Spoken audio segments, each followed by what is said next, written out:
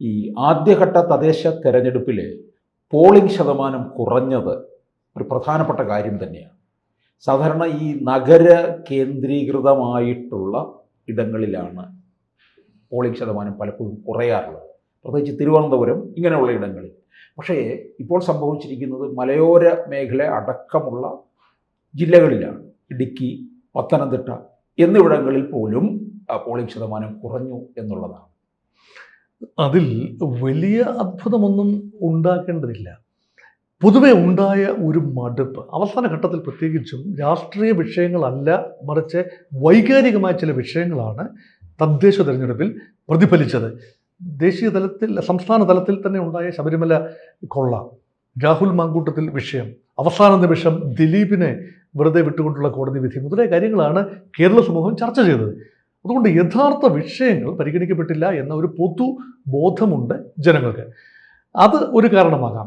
രണ്ട്, മനസ്സുമടുത്തൊരു വിഭാഗമുണ്ട് കേരളത്തിൽ. നിഷ്പക്ഷരായ ആളുകൾ തന്നെയാകാം, ഒരുപക്ഷെ ഒരു കാലത്ത് പാർട്ടിയിൽ പ്രത്യേകിച്ച് ഇടതുപക്ഷത്തോട് ചേർന്ന് നിന്ന ചില ജനവിഭാഗങ്ങളുണ്ട്. ശബരിമല ഉൾപ്പെടെയുള്ള വിഷയത്തിൽ ഒരുപക്ഷെ CPM-ഉം CPM-ൻ്റെ ചില നേതാക്കളുമൊക്കെ പ്രതിക്കൂട്ടിൽ നിൽക്കുമ്പോൾ എങ്ങനെയാണ് CPM-ന് അനുകൂലമായി വോട്ട് ചെയ്യുക എന്ന് ചിന്തിക്കുന്ന അപൂർവം ഇടതുപക്ഷ വോട്ടുകളും ഒരുപക്ഷെ മരവിപ്പിക്കപ്പെട്ടിട്ടുണ്ടാകാം. അവർക്കൊരിക്കലും UDF-നോ BJP-ക്കോ വോട്ട് ചെയ്യാനാവില്ല. അങ്ങനെ മരവിപ്പിക്കപ്പെട്ടിട്ടുണ്ടാകാം. പിന്നെ ഉള്ളത് ഒരു ആലസ്യത്തെ തിരുവനന്തപുരം ജില്ലയിൽ എപ്പോഴും സംഭവിക്കുന്നത്, നഗരത്തിൽ തിരുവനന്തപുരം കോർപ്പറേഷൻ പരിധിക്കുള്ളിൽ ഒരു അവധിയുടെ ആലസ്യം അത് മുതലെടുക്കുന്ന സർക്കാർ ജീവനക്കാർ, ടെക്നോ പാർക്കിലെ ജീവനക്കാർ ഒക്കെ ഉണ്ട്.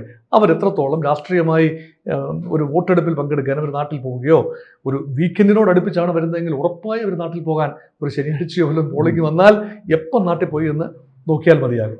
അവരുടെ വോട്ട് ഒരുപക്ഷെ തിരുവനന്തപുരത്തായിരിക്കുകയും ചെയ്യും. അത് പല കാരണങ്ങളാണ്. തിരുവനന്തപുരത്ത് 58.5% മാത്രമാണ് തിരുവനന്തപുരം നഗരത്തിനുള്ളിൽ വോട്ട്. അത് അന്തിമ കണക്ക് വരുമ്പോൾ പരമാവധി 60 ആകും. എങ്കിലും കഴിഞ്ഞ പ്രാവശ്യത്തേക്കാൾ 2% കുറവാണ്. തിരുവനന്തപുരം ജില്ലയിൽ 67% മറ്റുമാണ് വോട്ട്.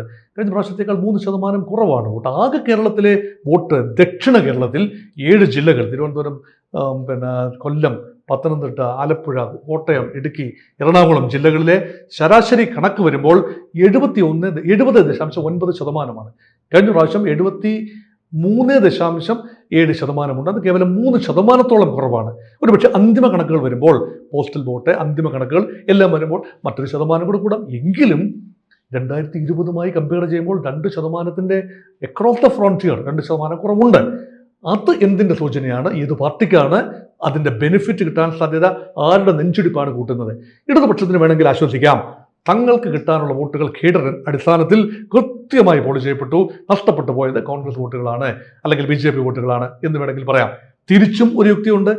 ഇടതുപക്ഷത്തിൻ്റെ ചെയ്തികളിൽ മനമെടുത്ത ഇടതുപക്ഷ അനുകൂലികളിൽ ചിലർ വോട്ട് മരവിപ്പിച്ചിട്ടുണ്ട് എങ്കിൽ അത് ഇടതുപക്ഷം ദോഷകരമായി വാങ്ങാം.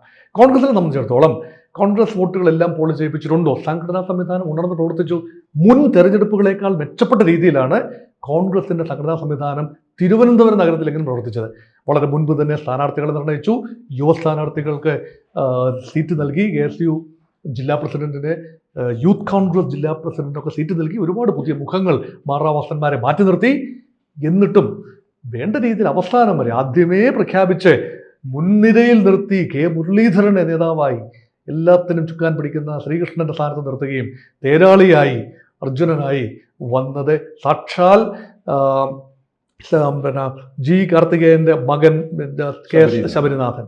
അപ്പോൾ ഇത്രയെല്ലാം കൃത്യമായി ചെയ്തെങ്കിൽ പോലും ജയിച്ചു വരുമെന്നൊരു കോർപ്പറേഷൻ അങ്ങ് UDF പിടിക്കുമെന്നൊന്നുമുള്ള ഒരു ധാരണ കോൺഗ്രസും നൽകുന്നില്ല. കൊല്ലത്തെക്കുറിച്ചും അതുതന്നെയാണ്. പക്ഷേ കോൺഗ്രസ് ഉറപ്പിച്ചു പറയുന്നു, തങ്ങൾ നേട്ടമുണ്ടാക്കുന്നത് എറണാകുളത്തായിരിക്കും.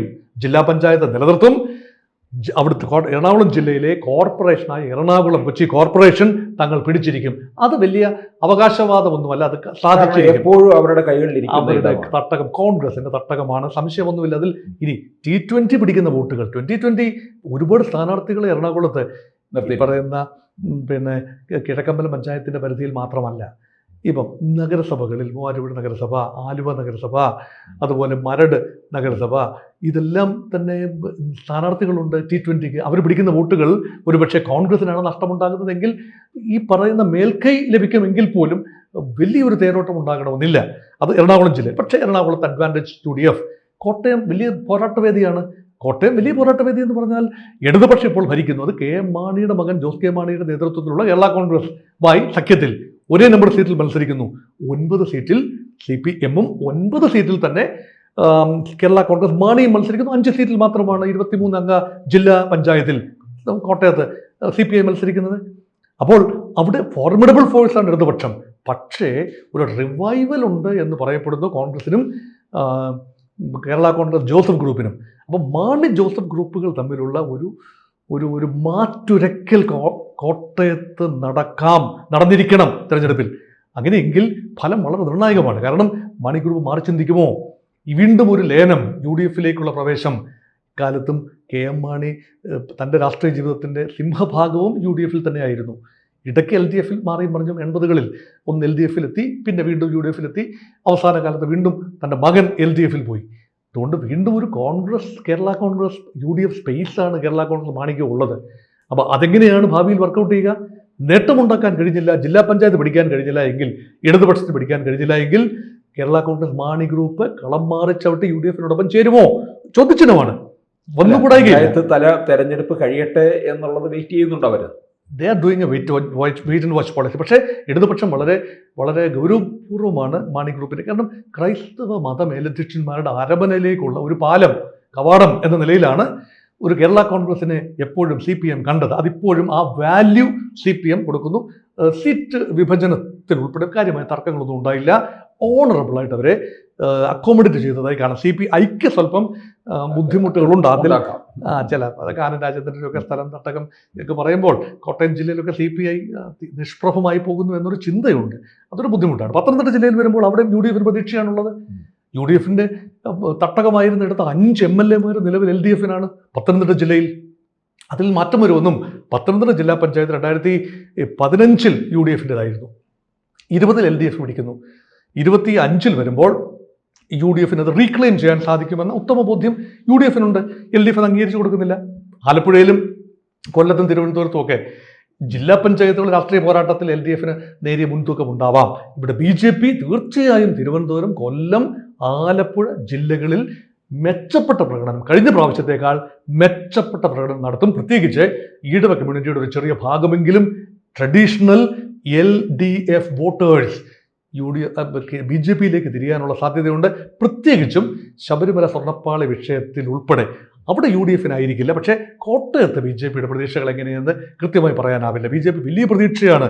ക്രൈസ്തവ ബെൽറ്റിൽ ചെറിയ സാന്നിധ്യമെങ്കിലും അറിയിക്കാൻ നല്ല പോലെ BJP ക്രൈസ്തവ സ്ഥാനാർത്ഥികളെ ഫീൽഡ് ചെയ്തിട്ടുണ്ട്. കോട്ടയം, പത്തനംതിട്ട, ഇടുക്കി ജില്ലകളിൽ അവിടെയൊക്കെ എങ്ങനെയാണ് BJP-യുടെ സാധ്യത? കഴിഞ്ഞ തെരഞ്ഞെടുപ്പിൽ 2015-നേക്കാൾ ലേശം പിന്നോട്ടായിരുന്നു.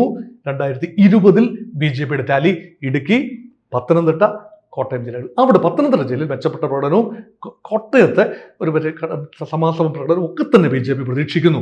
അതുകൊണ്ട് 3 മുന്നണികൾക്കും നിർണായകമായ 7 ജില്ലകളാണ് തെരഞ്ഞെടുപ്പ് കഴിഞ്ഞ് വിധി കാത്തു നിൽക്കുന്നത്. കൂടുതൽ വാർത്തകളും വിശേഷങ്ങളും നിങ്ങളിലേക്ക് എത്താൻ ABC മലയാളം സബ്സ്ക്രൈബ് ചെയ്യുക, ബെൽ ബട്ടണും അമർത്തുക.